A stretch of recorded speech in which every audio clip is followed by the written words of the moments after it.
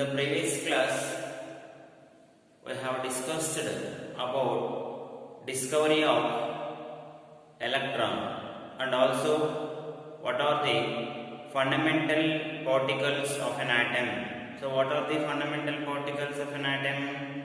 Electron and proton and neutron.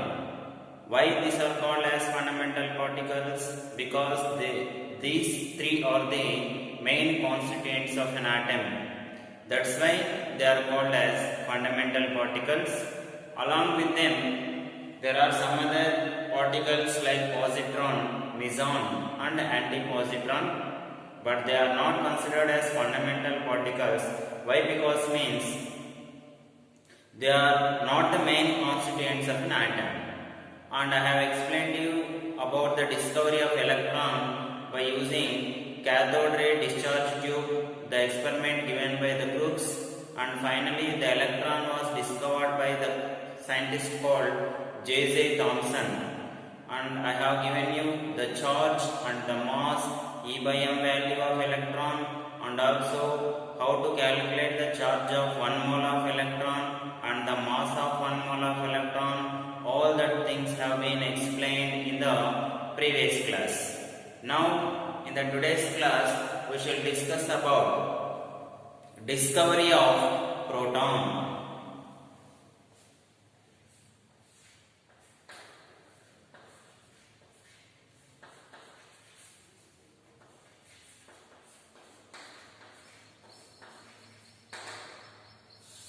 How the proton was discovered. So generally this proton was discovered by the scientist called Goldstein in the year 1886.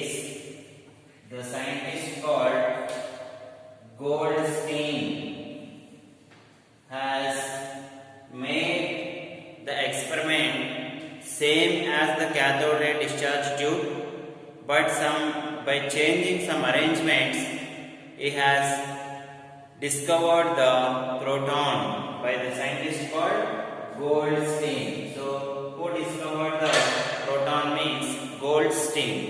Now how he has discovered means he has also taken the discharge tube. So this is the arrangement of discharge tube and this is the vacuum.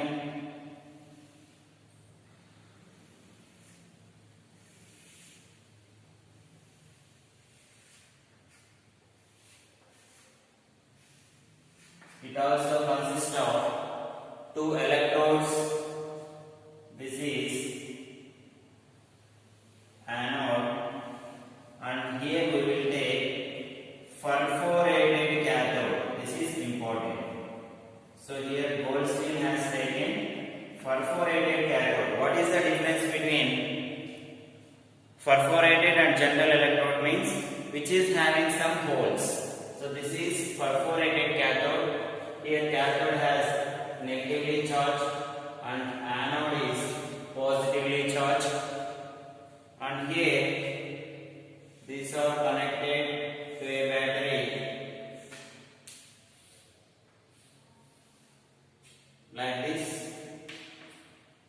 Now what happens means, whereas in the case of cathode ray discharge tube, when high voltage and low pressure is applied, when voltage is high and pressure is low, then the particles move from cathode to anode. That's why they are called as cathode rays and they are negatively charged particles.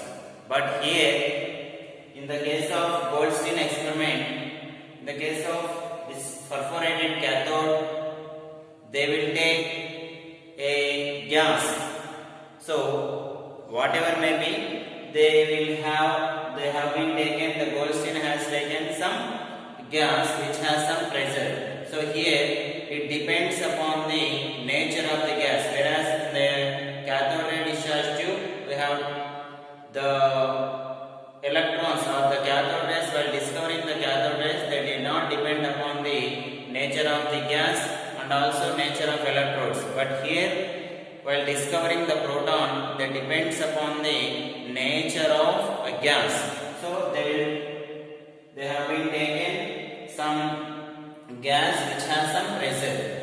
So when the voltage and some pressure is applied, so here they will apply some pressure because it depends upon the pressure of the gas. When the condition is applied, before applying the pressure, particles move like this. So some particles are moved towards anode, from cathode to anode. When pressure is applied, when some pressure is applied, then the particles are moved towards perforated cathode. Particles are moved towards perforated cathode, and they are moved from these holes to this side.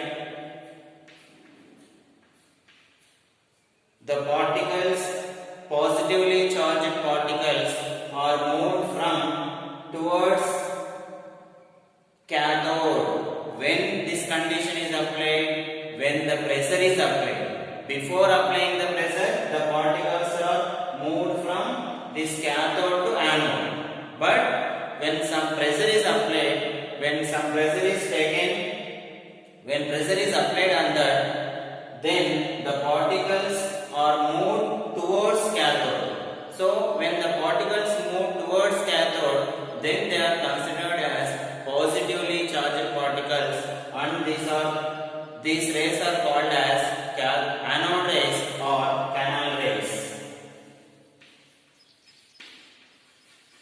Canal rays, which are also called as anode rays. So see, this condition is very important. When pressure is not applied, when high voltage is applied, the particles will move from cathode to anode. Towards anode they will move. When the pressure is applied, then the particles are moved from anode to cathode, and they are moved through the perforated cathode.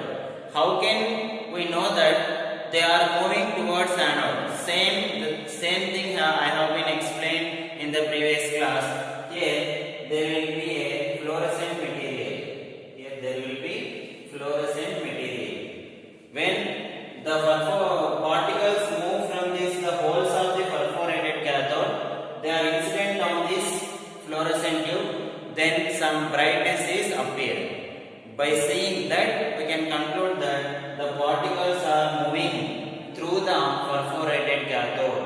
From that, finally we can conclude that the particles are moved from anode to cathode. So they are moving towards negatively charged electrode. From that we can conclude that the particles are having positive charge. Why we are concluding that? Because they are moving towards negatively charged electrode. This is negatively charged electrode. Generally, the flow of electrons takes place in opposite direction. So that's why from that we can conclude that the particles are moving towards cathode. That's why they are called as positively charged particles. So from this experiment, what observations we can conclude? So what are the observations we can make by this experiment? Means first one is the canal rays or anode rays are which charged particles? Positively charged particles. Canal rays are positively charged particles. This is the first observation.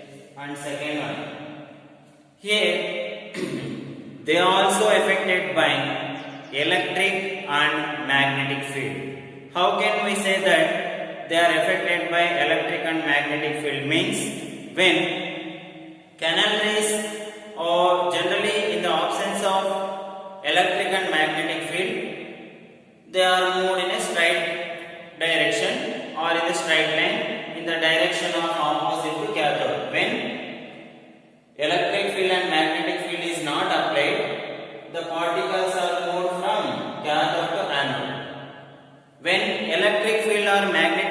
applied, then the particles are moved in the direction towards the perforated cathode.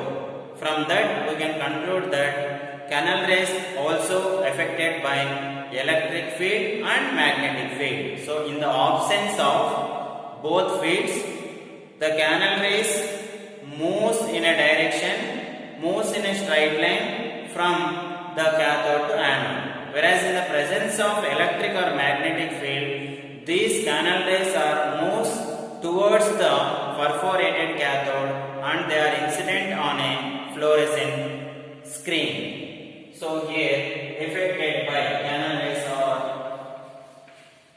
affected by electric and magnetic field.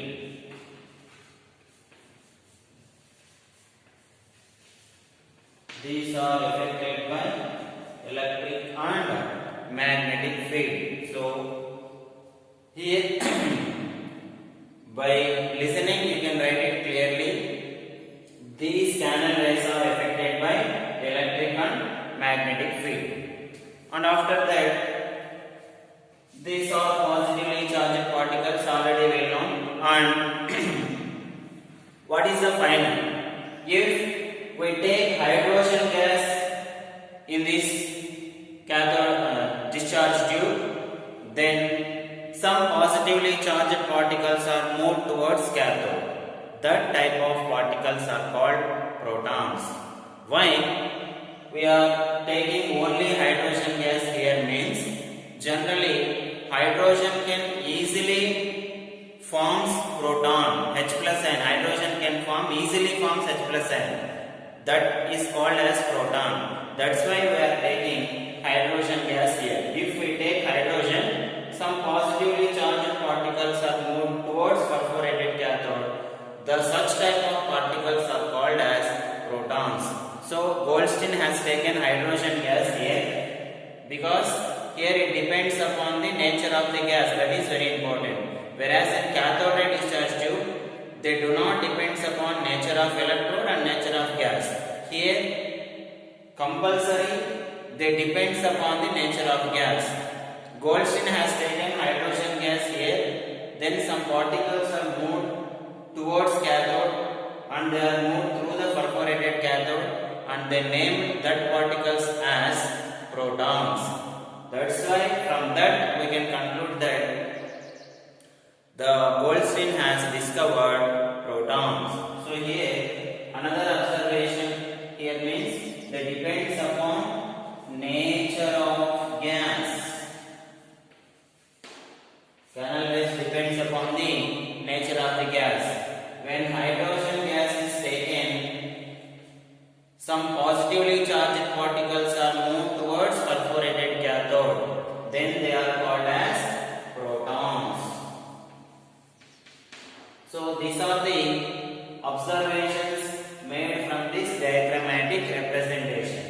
See here, this is very important. That is fluorescent material or zinc sulfide coating also may be done in order to observe the brightness. When the particles are incident on it, some brightness is observed. From that we can conclude that particles are moving towards cathode, perforated cathode. So these are the observations made.